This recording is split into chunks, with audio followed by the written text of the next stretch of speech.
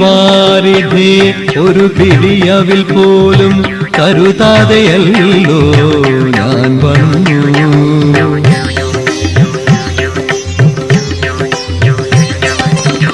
കാരുണ്യവാരിധേ ഒരു പിടിയവിൽ പോലും കരുതാതെയല്ലോ ഞാൻ വന്നു. അറിയാമെനിക്കെന്ന മന്ദഹാസത്തോടെ അനുഗ്രഹം ചൊരിഞ്ഞേ നീ നിന്നു.